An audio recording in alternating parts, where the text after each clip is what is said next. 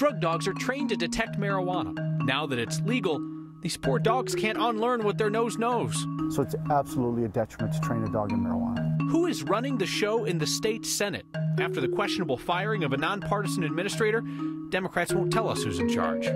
Discrimination shaped Denver's neighborhoods decades ago. Those invisible lines didn't just go away. And while cable news rants about refugees, I'd ask, do you know one? You'll meet one tonight on Next. Legal weed is ruining the careers of drug-sniffing dogs. Police canines taught how to detect marijuana. You can't tell a drug dog, never mind the cannabis, buddy, it's legal now.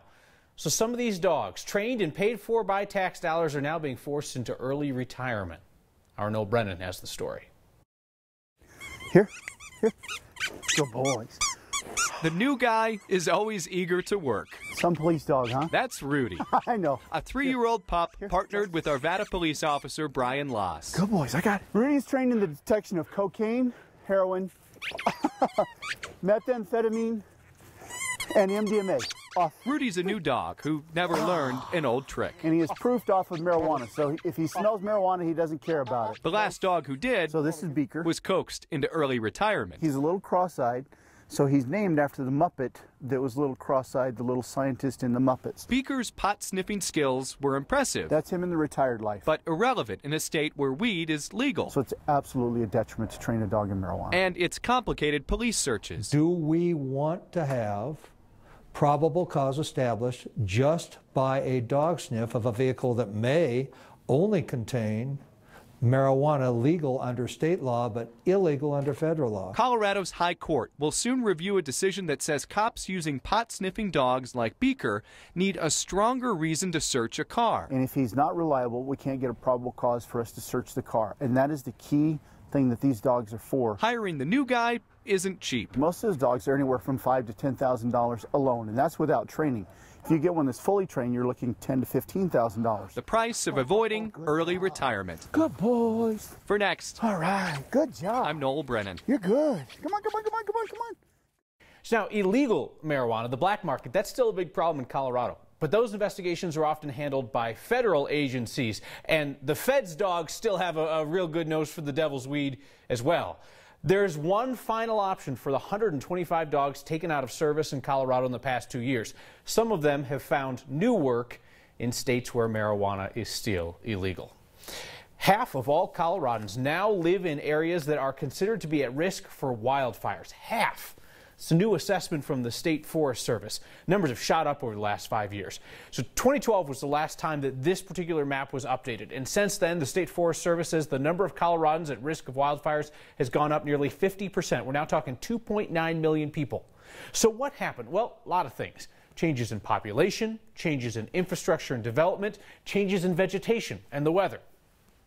It is a concern across the West. It's a general trend that is being seen as people are moving into areas where wildland fuels are intermixing with development. We hope that these data, information, and tools can be useful, again, at a community scale and above level for citizens as well as wildfire mitigation officials to plan ahead.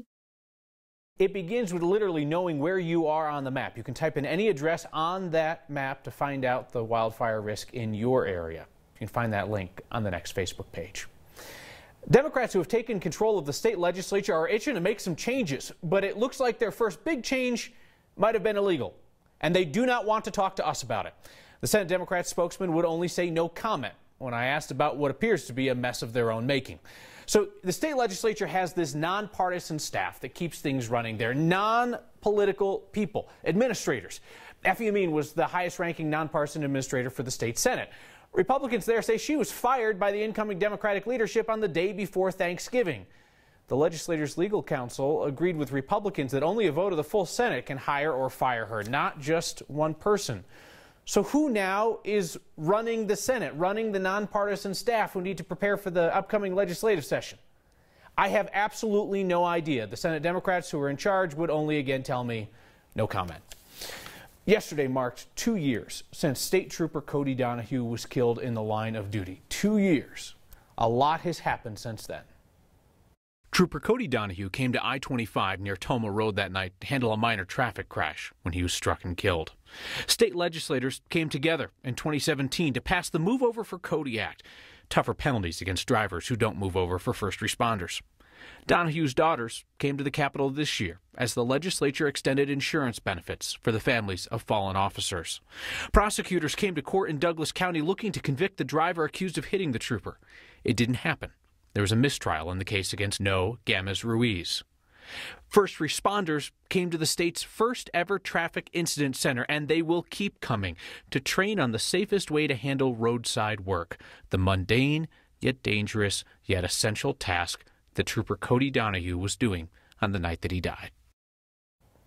We talk often about the forces shaping Denver neighborhoods today: development, gentrification, housing prices. We don't often talk about the forces of yesterday that are still very much in play today, like redlining, the practice of discrimination that segregated our city, and it still impacts life in Denver. Our Anusha Roy explains. For as quickly as some people think Denver is changing, it doesn't hide the city's history. If anything, it highlights it. He's about 4 generations deep here in Denver.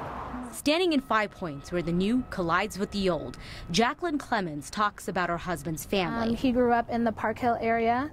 Once redlining started, they were kind of pushed out into the Montbello area. Redlining dates back to the 1930s, when the federal government literally took a red pen and started mapping out cities, including Denver. Red areas are those that were considered redlined, where the federal government would not lend in those areas because there were undesirable elements. That could be crime, more people defaulting on loans, or unemployment rates. Jennifer Rogers, who works on affordable housing, says it would make it harder for people, often from communities of color, to buy homes. The areas that were redlined in the past actually are the areas that were ripe for gentrification. This is Denver's redline map, including areas like 5 Points, Elyria, Swansea, and Sunnyside. And even though redlining was outlawed in 1968, it seems the damage was done. Many of those same areas are now vulnerable to gentrification, according to the City of Denver map. And again, some families can no longer afford to live there. In areas like 5 Points, the home ownership rate for African American households has gone from 70% to 20%. And I don't think that the term redlining is really understood.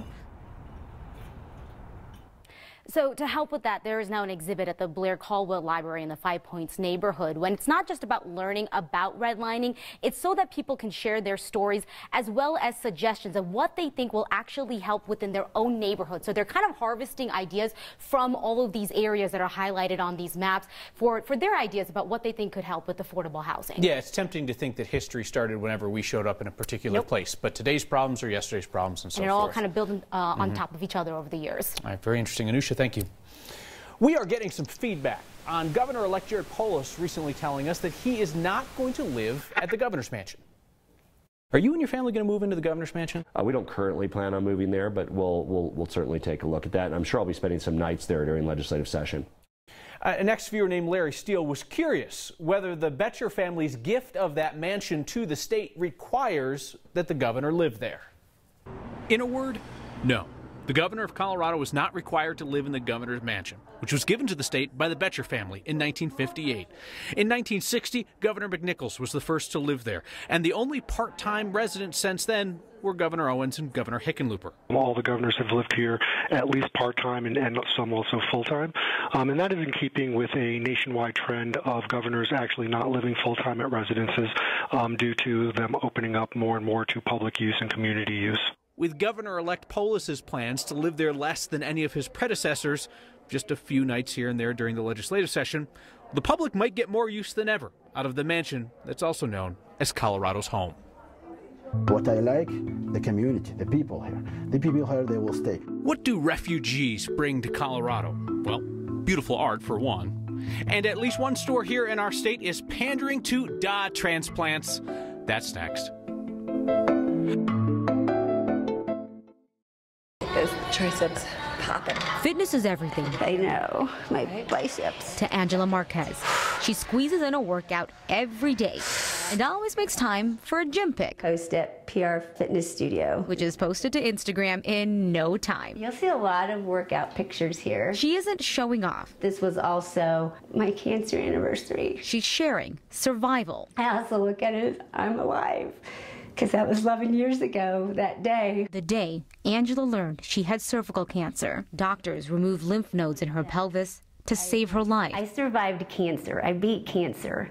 And now I have this. This is her new battle. Yes, it is in my left leg. The left leg is much bigger than the right. One Olga Belskaya fights too. It's an ongoing battle. They both suffer from lymphedema. It feels heavy. A debilitating condition. Oh my goodness. That lasts a lifetime. Lymphedema is the abnormal accumulation of protein in the tissues, so the area underneath the skin and above our muscles. Angela and Olga are treated by Vicki Ralph, a woman who is dedicated to treatment and awareness. I do about 45 minutes of stretching of the skin. An occupational therapist at UC Health. This is short stretch compression bandaging. Some people are born with lymphedema, but for many, like Olga, the condition is triggered after lymph nodes are surgically removed to treat cancer. You have kind of, if you will, a mechanical failure of that section of the body. This chronic condition chips away at her sense of normalcy. It's full of liquid and your shoes doesn't fit, your clothes doesn't fit, and you just don't want to deal with it anymore. That's why Angela's Instagram feed, the Instagram page, is Funky Lymphedema, has a deeper purpose. That's my leg. It informs, it inspires. We call it the mini incline. Those who search for answers. I want to change the image of the pictures maybe that they see when they do Google lymphedema and feel that it's gloom and doom and negative. People are outside. People are active in this state. And I think by osmosis, people like sports. People like athletics. It's just a cool place to be.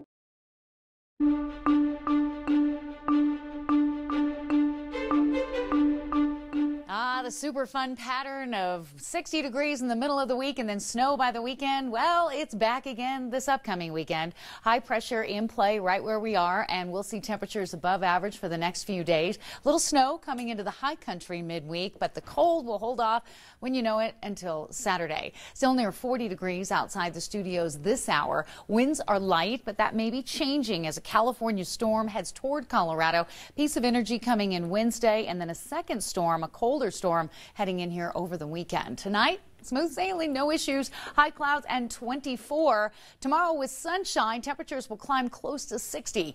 High clouds in the morning, back in the afternoon, and a comfortable 48 hours. Ahead of a storm that'll bring a few flurries on Friday, a colder weather trend heading into the weekend. Good chance of snow showers Sunday into Monday. Models all over the place with this storm system, so accumulation at this point is iffy, but just know here it comes. And in the meantime, well, you might as well think of fun ways to get out and enjoy the snow, like Sissy the Snow Dog, Kyle. Kathy, thank you. Hey, if you have heard the word refugee on the news lately, it was probably some talking head shouting at you on cable news. The refugees who are our neighbors in Colorado hear all the same words. Ali Ghassan would like you to hear his story today. He's from Iraq, came here in 2014, and started an art academy. Ali Ghassan, I'm an artist. So originally I'm from Iraq. We're still in the block economy in Iraq. So everything is difficult. So if I would like to buy materials, there's no materials. They try to focus about just the food. When I go to tell my family, I would like to be an artist. This is crazy. When I was kids, I always thinking I would like to live in America because I believe something's different than other people. America is an international country. I like it. So we're gonna go just around all the farm. So I teach in Art Studio League. So this is a very famous school here in Colorado. Work about traditional art, just inspired by the old master. And then I make a little bit update by mixed between the Russian style and Italian style. If you make a mistake, so you're gonna lose the likeness. Art is international or universal language. It means you don't need any translator. You don't need to go to study to learning English or French or Italy or something like that. Iraq is very famous in art. So we have very good musicians. We have very good fine artists. I have American dream.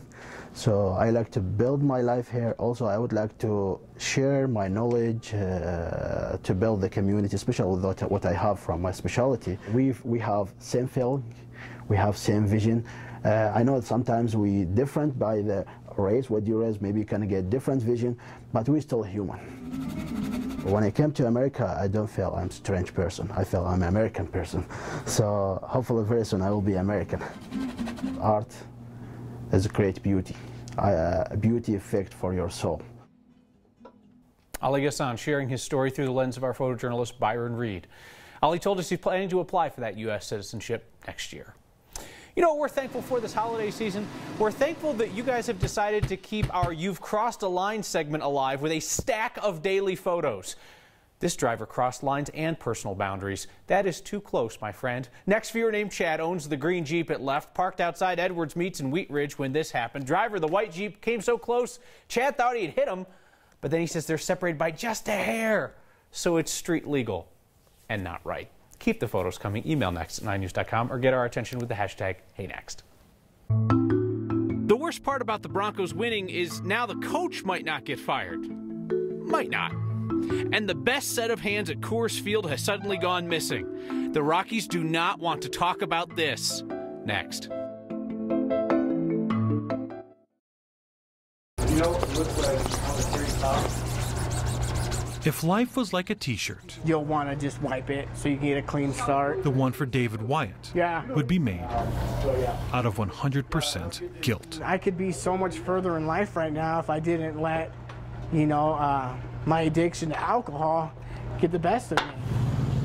His life ended her life. But apparently I drove drunk to the liquor store to get more liquor, and I wrecked. He survived. He found his way to a place called Street to Life. They don't just make t-shirts here, they make a difference in the lives of people like Wyatt. Homelessness, coming off of drug and alcohol addictions, coming out of prison. I just like things done right. Starting with a t-shirt that just might say, regret. Said I want to do everything right. I don't want to make mistakes.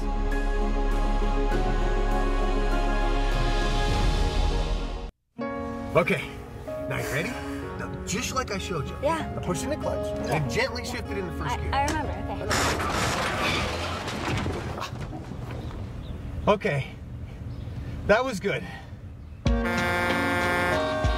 honey, look this way, look this way. You're doing, honey, hit the gas a little more. Hit the gas. Oh. No, honey, put your hands on the wheel. Hey, honey, it's okay. You're doing great. You're driving. And once you just pull over, brake. That's perfect. Brake.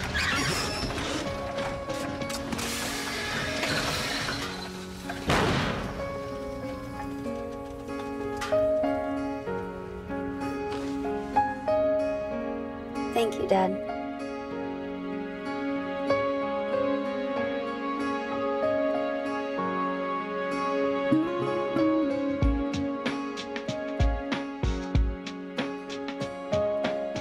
The Rocky Mountains, our playground and home. Along the range, plenty of places for secrets to hide. Mysteries that leave one to question who's to blame. Like the story of Chuck, a man missing for more than a year, found dead in his own living room. How does this happen? And why? Who's to blame? Join our journey as we investigate these Colorado mysteries on our podcast Blame, available on 9news.com/blame or wherever you download your favorite podcasts. Latina for me means family. It means being part of a community where you're never alone. Being Latina is being strong and independent. Being Latino is really everything to me. It's who I am. Being Latina means celebrating life in a unique way. I kind of ignored it. You know, I don't read much. He tells me what's out there, you know, in small doses, but Mike, I really don't care. You know, my focus is the players and the coaches, honestly. That's my attitude. He should watch the program. I think he would enjoy the program most of the time. Broncos have won back-to-back games against some of the best teams in the NFL. Quite the strong statement after a lot of Broncos country clamored for that man, head coach Vance Joseph, to go mid-season. I mean, they lost 5 of 6. We checked back in today with our Broncos insider Mike Kliss to see if he thinks the coach is safe for next season. And Kliss reminded us we've asked this question before. This show does ask the tough questions, and I believe this is the third time you've had me on this show in the last 6 weeks to 2 months, and all 3 times you've asked me about Vance Joseph's job security. I will say that his job security is much better now than it was 6 weeks to 2 months ago.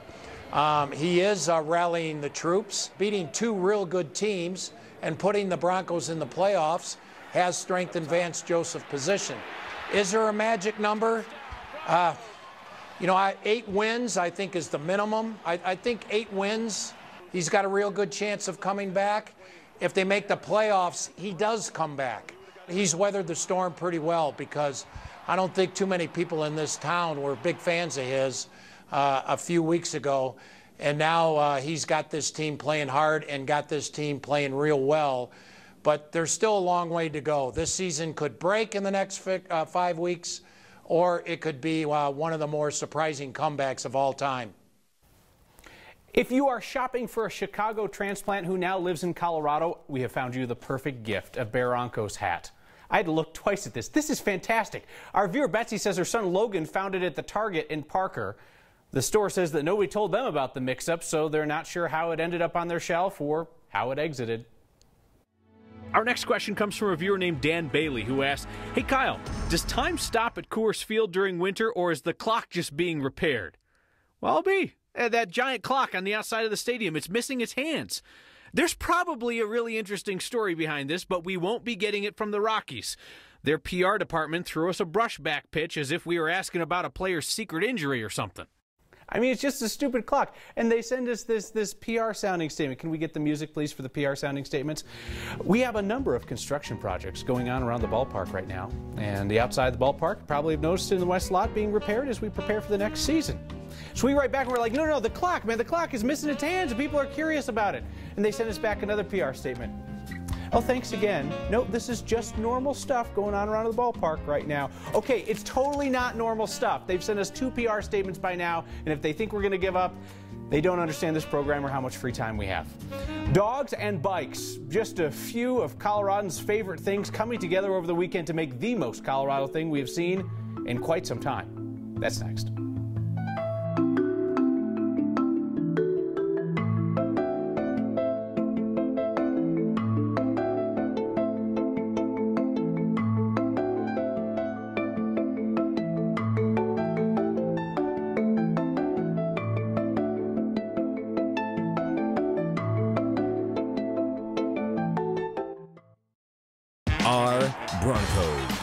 Broncos fan because we got the best team in the NFL. My whole life I've been a Broncos fan. Denver till we die. We bring the thunder. Bronco fans are the best. It's probably the most exciting thing that you could ever feel. They're the best team in the league, obviously. We got the best fans. The whole stadium shakes and everybody's jumping around and rooting and hollering. There's nothing like this crowd. Broncos fans will always stay loyal. We're looking forward to another Super Bowl win. This is Bronco country. We bleed orange and blue. I'm Gary Shapiro, sharing Colorado stories. 9 News everywhere.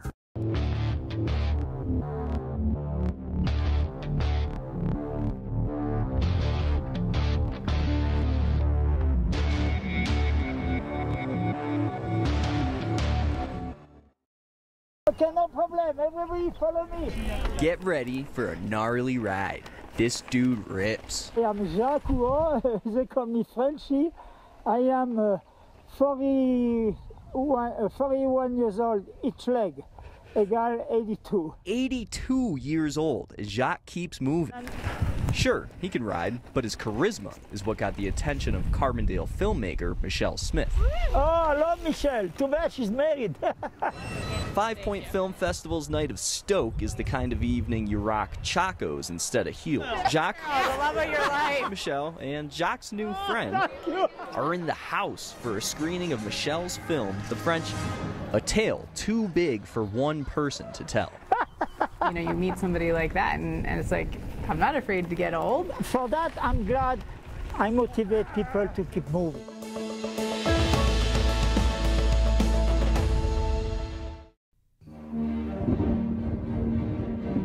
Like lightning on the Great Plains, a spark ignites the imagination of a young 4-H member named Ryan. As a teenager, Ryan explores the wonders of nature. As a young man, he experiments, discovering new possibilities. As a scientist, Ryan uses a new technology to detect an invisible tumor in a little girl's eye. The 4-H commitment of fostering 1 million new scientists and engineers is being embraced by companies and universities around the country. With their help, 4-H is growing the next generation of great thinkers like Ryan. 4-H, 1 million new scientists, 1 million new ideas. The most Colorado thing we saw today really has layers, and it's been blowing up the interwebs since our digital producer Aaron spotted this scene over the weekend.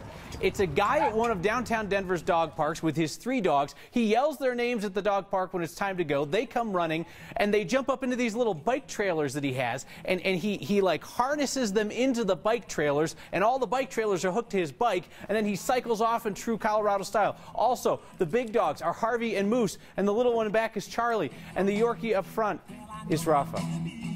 He's got speakers on the bike as well. This is absolutely fascinating. Apparently, we are the last people in town to meet this guy, because Robin writes in, "I love it when I see that guy. Always makes my day." Deborah Jean says, "Comes by my house all the time. I love him, his doggies, and his loud beep speakers." And Cassandra says, we saw this guy when we were walking home from a really intense movie, and it completely alleviated the mood. Hero. And I should clarify something that I said about dogs earlier in this program. In terms of the number of working police canines in Colorado that have been impacted by legal marijuana, which they were trained to ping to, there are about 125 working dogs in the state. 20% of them are impacted by that change. We'll see you next time.